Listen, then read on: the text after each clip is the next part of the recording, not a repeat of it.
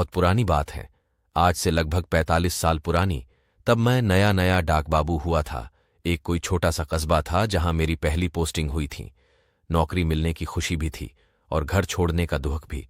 बस फिर क्या था, निकल पड़ा, बोरिया बिस्तर बांधकर उस कस्बे में। उस समय इतनी सुविधाएं नहीं हुआ करती थीं। दिन भर के सफर के बाद बस रात को 12 बजे उस कस्बे में पहुंची। अनजान जगह और इतनी रात गए, उस जगह कोई ठिकाना भी नहीं मिलने वाला था। मैं बस से उतरा, उस कस्बे के भीतर संकरी गलियों में चलता गया। कोई भी दुकान और किसी भी घर का दरवाजा खुला नहीं था कि मैं किसी से पूछ सकूं कि रात गुजारने के लिए कोई जगह मिलेगी क्या। फिर मन में आया कि वहीं बस अड्डे में ही किसी से पूछ लेना चाहिए था कि कोई रात भर के लिए सर छिपाने की जगह मिलेगी क्या। मैं ऐसे ही चलता चला जा रहा था, तभी गली से हटकर थोड़ी दूर पर एक बद्धा सा हवेली नुमा मकान दिखा जहां से रोशनी आ रही थी। मैंने सोचा, चलो कोई तो मिला जो अभी तक जाग रहा है, इसी के घर वालों से पूछते हैं कि यहां कोई रात भर के ठहरने की व्यवस्था हो जाए तो। मैं उस बड़ेड़ मकान के पास पहुंचा तो वो सच में मकान नहीं, हवेली ही थी। दरवाजे के पास जाकर उसे खटखटाते वक्त थोड़ा संकोच तो हुआ, लेकिन क्या करता, मजबूरी थी। मैंने दरवाजा खटखटा ही दिया। दरवाजा खटखटाते ही एक नवयुवती ने दरवाजा खोला, जो कि घूंघट में थी। मैंने उसे अपनी समस्या बताई और साथ में अपना नियुक्ति पत्र भी दिखाया। उसने मेरी बात पर भरोसा कर लिया। फिर वो बोली, ठीक है, आप रात भर के लिए यहीं हवेली में रुक सकते हैं। बाहर की ओर इस हवेली के साथ लगा हुआ एक नौकरों वाला कमरा है। सारा जरूरत का सामान वहां है, जैसे कि बिस्तर वगैरह।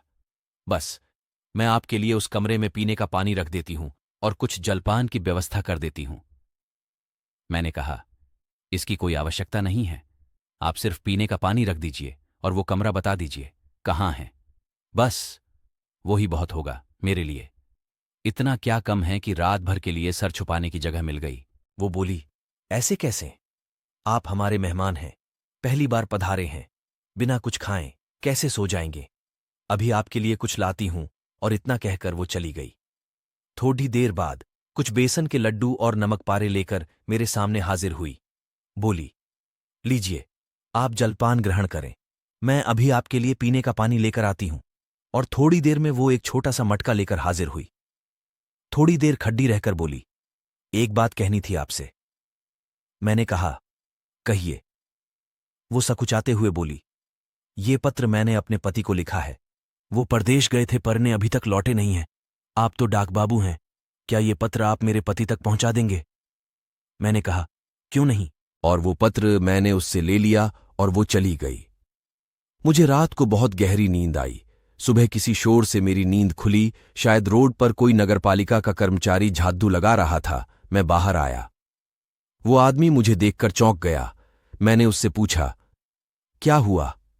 उसने कहा, आप इस 100 साल पुरानी टूटी फूटी हवेली में क्या कर रहे हैं। मैंने कहा, नहीं तो, ये तो रात को एकदम सही सलामत थी। उसने कहा, ऐसा ही होता है, यहां जो भी आता है 100 साल पहले इस हवेली की मालकिन ने अपने पति का इंतजार करते करते यहां दम तोड़ दिया था, लेकिन वो कभी किसी को नुकसान नहीं पहुंचाती। फिर मैंने अपनी जेब में हाथ डाला तो वहीं पत्र निकल आया, जो किसी ने इस पत्र को 100 साल पहले इसी हवेली में लिखा था।